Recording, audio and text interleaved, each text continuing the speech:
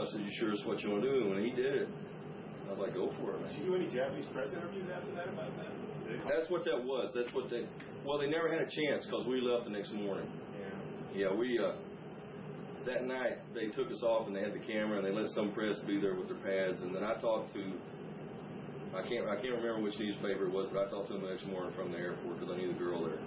And I talked to her and I gave her what really, you know, what caused what. Even though I knew that some of it might not get said, some of it would. But I wanted the story to be told, but it really never got told. No. At all. But there was a lot of loyalty to it, and just I tell you what, it's a bad thing that I guess the bad part about it is that a Gilbert had to be involved in it because at the same time, I mean, it just goes along with the reputation, and sometimes you're hard to deal with and get along with and stuff. Yeah. When we left them alone. Yeah. Well, that always brings up the present, but I wanted to go back to Tupelo, Mississippi. 1981. Yeah. Whose idea was that? And the promoter comes in at one point and looks like, what did he do? The promoter and his wife. Yeah, well, the wife came in afterwards. Yeah. I've watched this thing so many times. The promoter's dead now, Herman Sheffield. The Undertaker. He looked like he was starting to tangle a Tojo, but that was work, right? Yeah.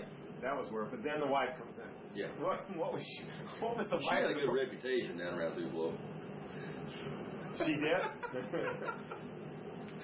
Oh, boy, I get some good old insight. Yeah, she just had a good reputation. She was involved in it. But the idea, I got to tell you, that you got to go back to 1979, I think, and get a tape of the Tarzan Lake. Yeah, that to me, well, that's what happened was is that when Ricky and I came back from Oklahoma in 81, him and I had been out there together for Leroy McGurr for 3 months, and we come back in as a team. We'd never been a team here in Tennessee. We came back in, took the belts from Onita and Fucci, our first Monday night back in, and Jerry had this idea, he came to me and said, Eddie, do you remember the angle in Tupelo? I said, yes, I do, and I thought, great, man. It's right. I just never got that chance. I think a good example would be a person, when I started talking about characters and everything, babyface, and I just never been able to do a character, be a character in the business yet, even up to 81, that I could show any kind of, that I had any kind of character at all to be. I was just Eddie Gilbert, and go out there and wrestle in this babyface. So Ricky Morton and I had this chance to go to Tupelo, Jerry Jarrett, and do this concession stand angle, and Jerry Jarrett had us all come up to his house to watch the Larry Latham and Wayne Ferris and Bill Lundy and Jerry Lawler concession stand fight, which we remember from Tupelo. And we watched the deal. I knew about it. And what gets me to this day is I remember Onita sitting in the chair watching the thing going, whoa, no. I knew, I thought, well, this is going to be hard. And Onita got his 2 front teeth knocked out during this thing. And then he didn't have any teeth here. And he really looked ugly, and they shaved his head, and he was a pretty boy then. And I mean, he thought, and he hated this. He didn't like bleeding. He didn't like getting cut in the concession stand deal. He didn't like getting beat up. He didn't like, he didn't like the punishment. He didn't like dishing out either way. And it's great for me when I watch it now or think about it, and knowing his reactions, and knowing what he's been doing the past few years in Japan now with the bomb matches and the barbed wire. When I knew that he hated this in the beginning.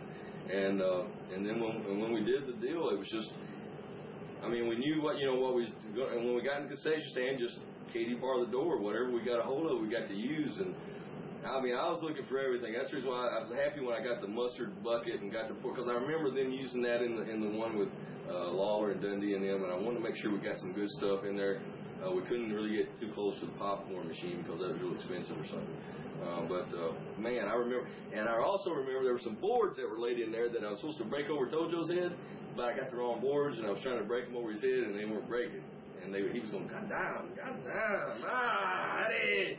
He was mad for a little Billy. He was all, I couldn't understand. I said, I'm trying, but it was the wrong ones. He had placed these other ones on down under the thing. And that was probably the sorest I'd ever been the next morning. I'd never been anything like that.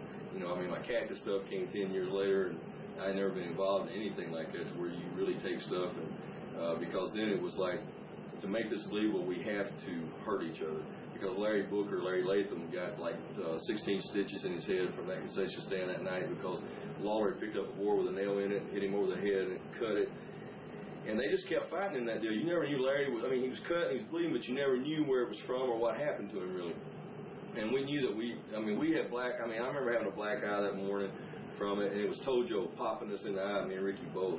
If you ever see it, Tojo gets close to us and he's knuckling us right in the eye with it. I'm going to watch there. And we were very, very sore. I know they were hurting.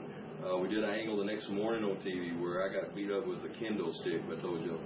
They showed all this stuff, I think, on one of the TVs in order, or out of order, in order, whatever, all this happened. I remember Jerry telling Tojo, make sure you whip him good because, Eddie, you'll get your chance later in the show. And Tojo did. He whacked me over the head with this kendo stick thing. And he went to tell you, if you think those things don't hurt you, you're crazy because they sound good. I mean, you think, oh, that's not hurt. It hurts bad, real bad. And then had places on my head from it, and Tojo whacked me over the back. I was thinking to myself, oh, my God, I can't wait to get out of this thing.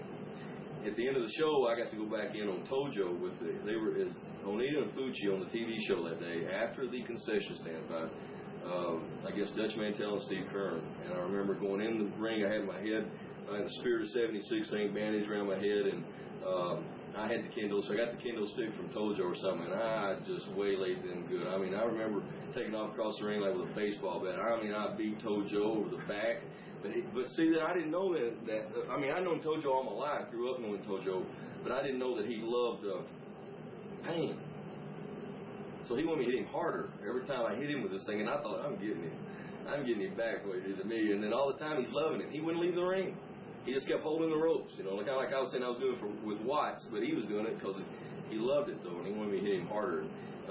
But we did a lot of good stuff in that thing. Tojo come out during that program with Onita and Fucci.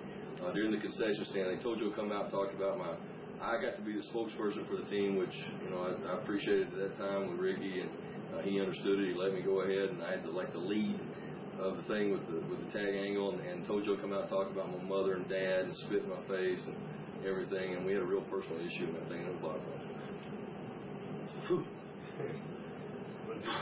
Three more subjects. Okay. Jim Ross.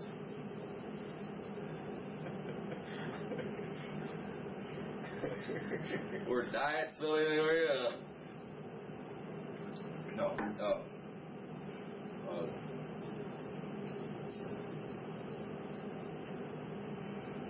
Well, likable person, loves power. I guess everybody does, but I think that I would just hope that I would have more respect. That I would have more respect for my friends and people that I worked with to get where I became or came to be. Remembering those people and not try to walk over them and stuff. And then Jim and Jim and I go back to 1981 was what's bad about it in Oklahoma, and Jim actually helped me get the booking job in UWF. And I guess where Jim and I first started coming apart at the seams as far as being friends was in '87 during the sellout of UWF. I kind of in my head, and I guess still do, even though he's denied it, and he says that I'm wrong. And I don't know. There's not any really proof. Jimmy Crockett's never told me one way or the other, so I don't know of what happened in that deal. I heard Jim Ross too many times saying what NWA needs is me on TBS, talking about himself as an announcer, taking Tony Schiavone's place and everything. So I remember that when the sellout came. I got the call from Jim Ross about the sellout of UWF and when it was coming and what it was about. And he was the one that set the deal up. And I pretty much in the back of my mind always felt that and I took that kind of personal. I loved UWF, and I hated seeing the people lose jobs and did. And I never forgot it. And then we got to WCW, and he was a very good politician. He moved up real good. He got he got under the right people. Jim, if you let him get that foot in the door there, he'll sure get into the room with you. Like Crockett got in with Jimmy, and he finally worked his way into being on the booking committee. Got more power. I think there was a power struggle there between Flair and Jim Ross on the committee too. That came after I was gone. I think I was the first problem or whatever.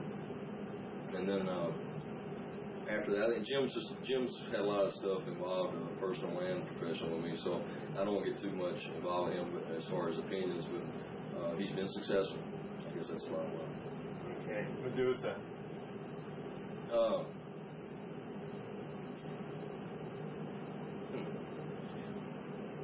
I think she's